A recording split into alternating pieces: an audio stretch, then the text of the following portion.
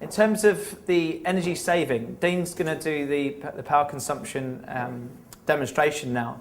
I just want to show you the differences between the technologies that we have as unique selling point, which is our intelligent sensor, but also through our smart energy saving plus technology, we're able to reduce the power consumption significantly, but not reduce picture quality, which is key. Some of our competitors do have backlight technologies which do bring down the power consumption, but affect picture quality. Our intelligent sensor is not about affecting picture quality, it's about optimizing it for that particular environment. So if Dean, you can just switch on the power consumption meter of the LED TV. And if everyone can see that. Yeah?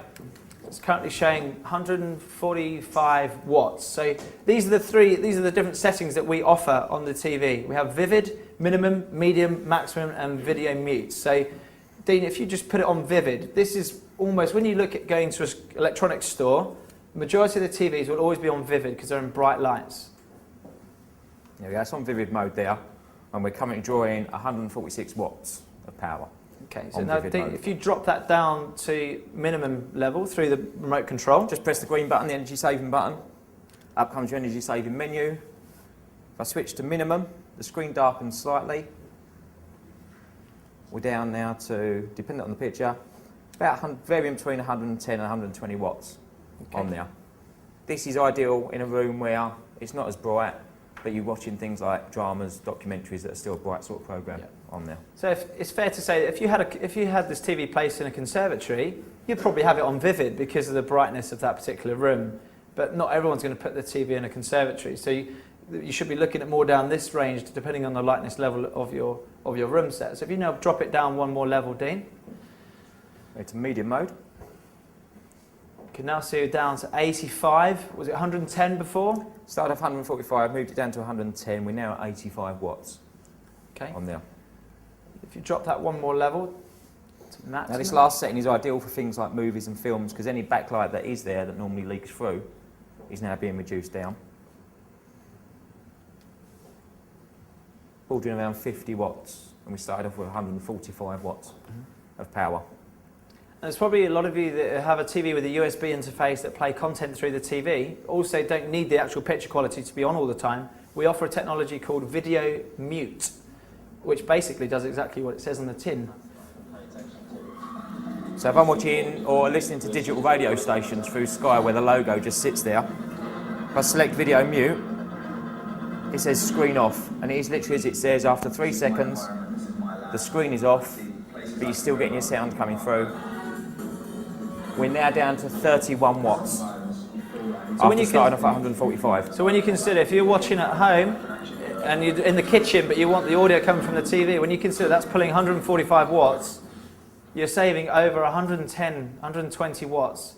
Just by, you're not even losing anything because you're still getting the same thing from the television. So these are really innovative technologies that we offer, which are unique to LG to really give an optimum picture quality. And if you can't be bothered to go through these different settings at home, because personally, I wouldn't want to go through all these different settings, I would just select intelligent sensor. I want it to automatically do it for me. So Dean, if you just cover off the intelligent sensor. Got the intelligent sensor set in there. If we just go to intelligent sensor, you'll see that picture's darkened and it's automatically working it out by itself. Now if I cover over the sensor, which if I remember where it is on this one, I think is there. That could be in the wrong position. It's so new you don't even know where it is. It's so new they've moved the sensor for me. There we go. You can see it's automatically assuming there's no light in the room and bringing the backlight and the colours and the contrast down. We've brought it down to 50 watts. It's assuming it's a dark room.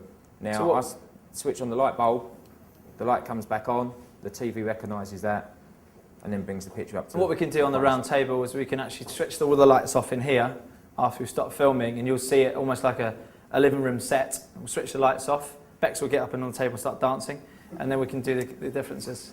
Okay? So now we're going to show you the difference of power consumption between LED, LCD and plasma. So, Mr. Dean. Let's be back on vivid mode. Right. This is currently going to be running onto the LCD. So these are both on vivid mode, so these are both on the same mode on there. So this is drawing 144 watts on vivid mode on the LCD, on the LED. And the LCD on the same mode currently drawing 220 watts. power on there. Okay. And again, we can do the same things with that and go through minimum, medium, maximum on there. Okay, so they're all the same settings, aren't they, in terms of picture? Yep. So you got, You can see yourself saving 60 watts constantly, which is pulling difference. And when you work that out over a year, it could be anything from £50, £100, depending on how often, obviously, you're watching TV and obviously when you're watching.